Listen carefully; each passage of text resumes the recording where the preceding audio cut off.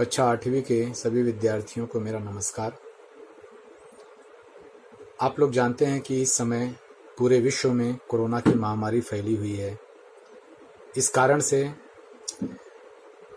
पिछले कुछ महीनों से अधिकांश कई जगहों पर, कई देशों में, कई शहरों में लॉकडाउन जारी है।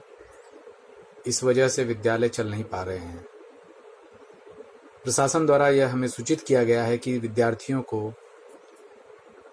उनका शैक्षणिक नुकसान न हो, इसके लिए ऑनलाइन की शिक्षा दी जाए। तो बच्चों,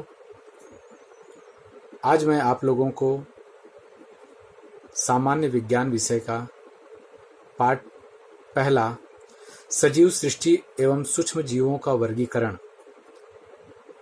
इस चैप्टर को समझाऊंगा और इसे पढ़ाऊंगा। आप लोगों को फिलहाल व्हाट्सएप के माध्यम से ही, यूट्यूब के माध्यम से ही अपनी इस पढ़ाई को पढ़ना है, समझना है, प्रैक्टिस करना है और आगे बढ़ना है, जब तक कि विद्यालय नियमित रूप से शुरू नहीं होता है।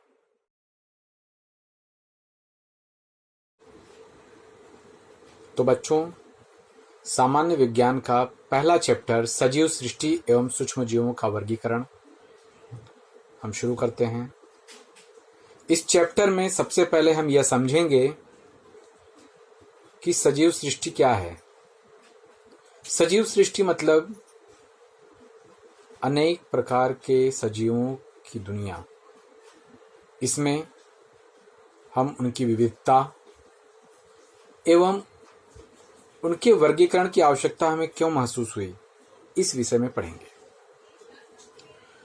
बच्चों, पिछली कक्षा में हमने पढ़ा है कि भौगोलिक परिवेश, सजीवों के भौगोलिक परिवेश, जिस परिवेश में वे रहते हैं, उनके अन्न ग्रहण और संरक्षण, ऐसे विभिन्न कारणों के कारण पृथ्वी पर पाए जाने वाले अनेक प्रकार के सजीवों में अनुकूलन दिखाई देता है।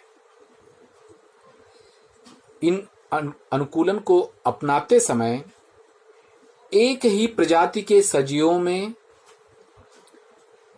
भी विभिन्न बदलाव, भिन्नताएं दिखाई देती हैं।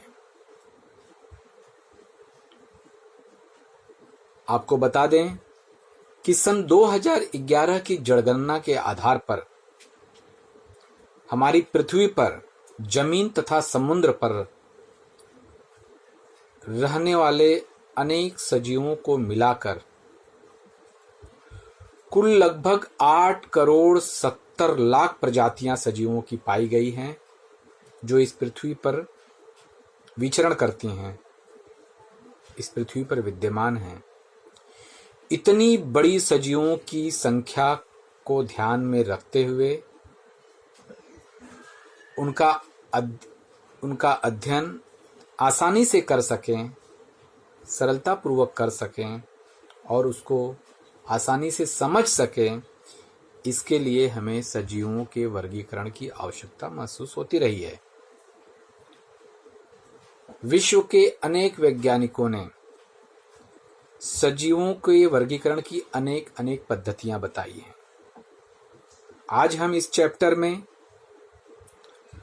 रॉबर्ट हार्डिंग व्हिटाकर, जो एक अमेरिकन वैज्ञानिक थे, उन्होंने सन 1969 में सजीवों के वर्गीकरण की पद्धति बताई है। उन्होंने सजीवों को 5 समूहों में विभाजित किया ताकि सजीवों का अध्ययन करना आसान हो सके। तो बच्चों, ये 5 पद्धतियां क्या हैं, हम उनके बारे में पढ़ेंगे। सजीवों के समूहों की 5 पद्धतियां क्या है, हम उन्हें पढ़ेंगे। प्यारे बच्चों, जैसे कि मैंने अभी बताया कि रॉबर्ट हार्डिंग व्हिटाकर, जो अमेरिकन वैज्ञानिक थे, इन्होंने सजीवों के वर्गीकरण की 5 समूह बताए,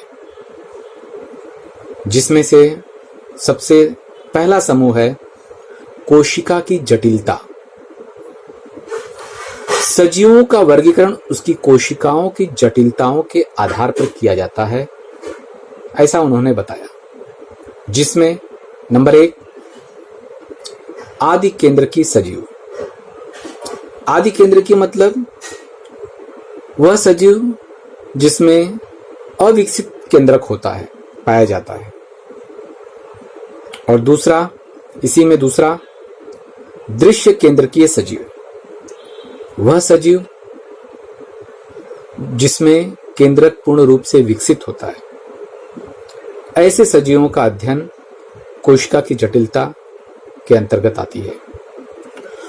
दूसरा समूह उन्होंने बताया सजीवों के प्रकार के आधार पर, सजीवों की जटिलता के आधार पर।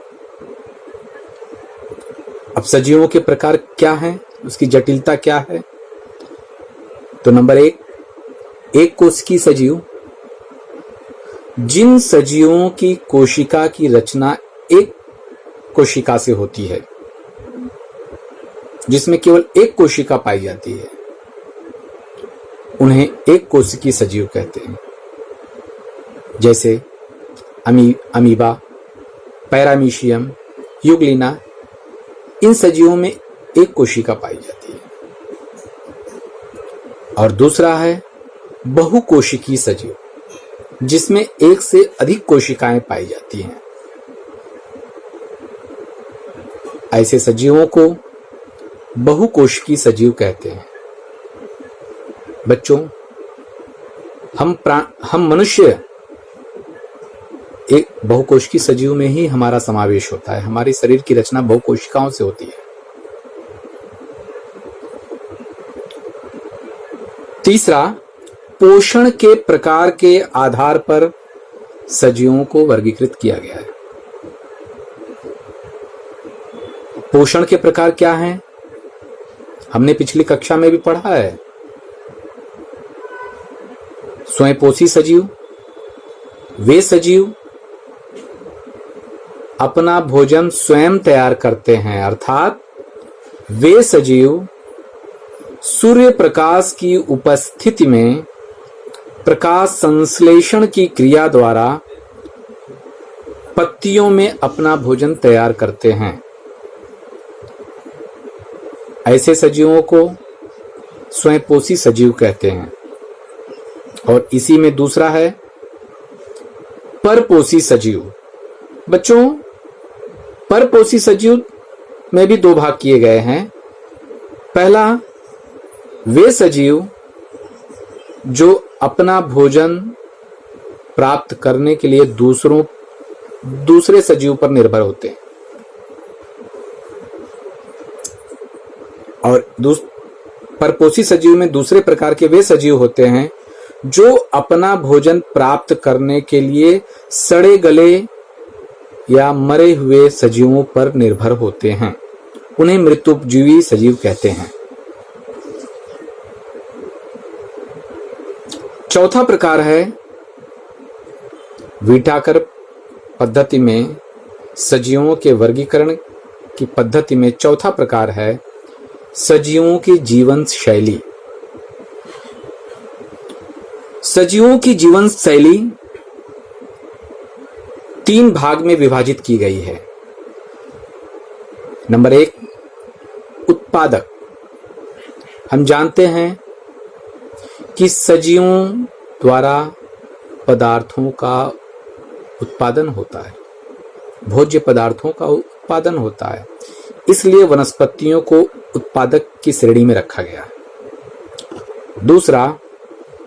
दूसरे में हम प्राणियों का समावेश करते हैं, जो कि इस उत्पादक पदार्थों से जो उत्पन्न होता है, प्राणी उसका उपभोग करते हैं, इसलिए प्राणी को भक्षक के समूह में रखा गया है। और तीसरा, विघटक समूह। विघटक अर्थात इनमें उन सजीवों का समावेश किया गया है जो सजीव इन प्राणियों के मरने के पश्चात उनका विघटन करके अपना भोजन प्राप्त करते हैं। इस प्रकार सजीवों की जीवन शैली 3 प्रकार से निर्धारित की जाती है उत्पादकता, भक्षक और विघटक। और व्हिटेकर पद्धति में पांचवा समूह है, वह है वंशावली संबंध समूह। इस समूह में आदि केंद्र की सजीव यह दृश्य केंद्र की में परावर्तित हो जाते हैं, हो सकते हैं, और एक कोष की सजीव का संबंध बहुकोष की सजीव से हुई होता है। तो बच्चों, हमने पढ़ा कि रॉबर्ट व्हिटेकर वर्गीकरण पद्धति में 5 समूहों का समावेश किया गया है। नंबर 1, कोशिका की जटिलता के आधार पर, जिसमें आदि केंद्र की और दृश्य केंद्र की समूह हैं। नंबर 2, सजीवों के प्रकार अथवा उनकी जटिलता के आधार पर, जिसमें एक कोश की और बहुकोश की सजीव हैं। नंबर 3, पोषण के प्रकार के आधार पर, जिसमें स्वयंपोषी सजीव, परपोषी सजीव, मृतोपजीवी सजीव का समावेश होता है। और नंबर 4, उनकी जीवन शैली के आधार पर सजीवों का वर्गीकरण किया गया है। यह जीवन शैली उनकी उत्पादकता पर आधारित, भक्षण पर आधारित और विघटन पर आधारित होती है। और 5वां है वंशावली संबंध पर आधारित, जिसमें आदि केंद्र की का संबंध का रूपांतरण दृश्य केंद्र की में होता है और एक कोश की सजीव का रूपांतरण बहुकोश की सजीव में भी हो सकता है। अभी के लिए इतना ही। धन्यवाद।